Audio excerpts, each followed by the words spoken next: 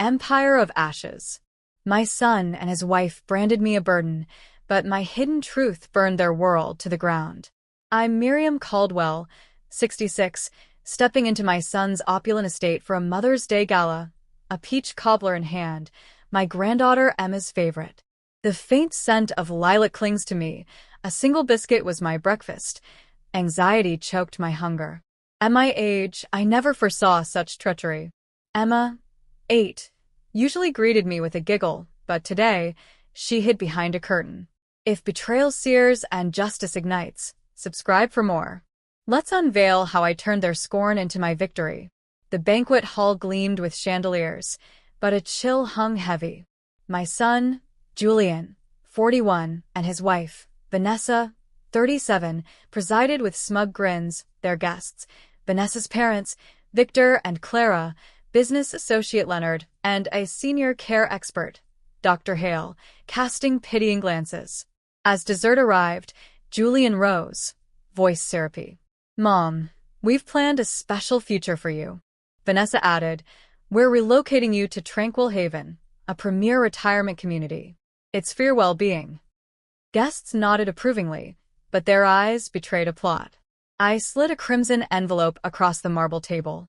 "Before we toast," I said, voice steady as stone, "Julian, explain to Vanessa why your $15,000 monthly stipend evaporates in 5 minutes." Vanessa's smirk vanished. "Explain to Victor and Clara why their $4 million estate and 2 Jaguars vanish by dessert's end. And Leonard, why your empire collapses before we leave." Silence smothered the room. Vanessa's fork clattered, her wine staining the tablecloth. Julian's face blanched, his glass trembling. "Mom, what is this?" Julian stammered. "You live on our charity." I smiled, a spark igniting years of silent fury. "Oh, Julian, it's time you met the real Miriam." The crimson envelope held my arsenal.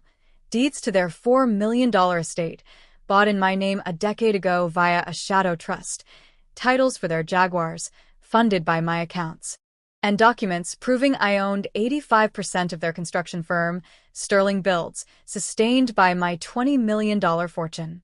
"Impossible," Vanessa whispered, her hand shaking as she scanned the papers. "You live in that rundown cottage, drive that creaky car, wear thrift store rags." 6 months earlier, I'd played the part of a frail widow in a modest bungalow, sipping coffee from a chipped mug, reading news on a crackling radio. My faded furniture and second-hand clothes masked my truth. Julian and Vanessa, basking in their wealth, sent me $600 monthly, believing I scraped by. Sundays at their estate were rituals of disdain. Vanessa, with her manicured nails and designer gowns, sneered, "Miriam, that $600 must be tight. We sacrifice so much for you." Julian, in tailored suits, droned about their $10,000 monthly expenses, pool maintenance, chauffeurs, implying my existence burdened them. Their cruelty peaked at a February dinner. Vanessa tossed my cobbler in the trash, saying, "We have a chef, Miriam. Nobody eats this." Guests, her country club friends, laughed as she introduced me. Julian's mom, scraping by on our generosity.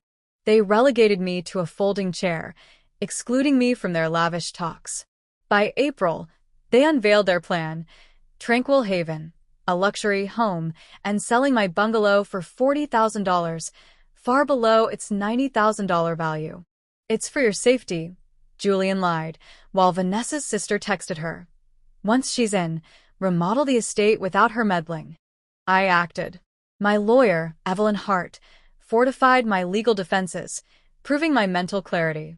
My investigator, Clara Voss, uncovered their debts, $250,000 for Julian, $180,000 for Vanessa, and Sterling Builds' reliance on my secret funding. Hidden microphones in their study captured their scheme, forging my signature to sell my home, plotting to deem me incompetent. Vanessa's voice sneered, "Tranquil Haven will sedate her into oblivion." On Mother's Day, I struck. At the gala, Dr. Hale, their expert, eyed me for signs of frailty. As Vanessa announced my new chapter, I stood, unveiling the crimson envelope. This estate, your cars, your company, all mine, I declared. Julian's jaw dropped. Leonard slumped. I played their recorded plot. Vanessa's chilling words echoed. Guests gasped. Clara and Victor froze. I've canceled your stipend, issued a 30-day eviction, and reassigned sterling builds to professionals, I said. Vanessa sobbed, not from remorse but terror. Julian whispered, Mom, we didn't know. I retorted, you didn't care. 3 months later, I sipped tea in my true home, a sleek penthouse overlooking the city. Sterling Builds thrived under new management. My foundation, Empower Elders, aided 100 women escaping family fraud. Julian, now a clerk, begged forgiveness. I offered none, only a chance to earn trust through change. My life, painting classes, new friends, philanthropy, reflected my authentic self. The sweetest revenge? Living unapologetically. My worth undeniable. What's your favorite twist? Comment below.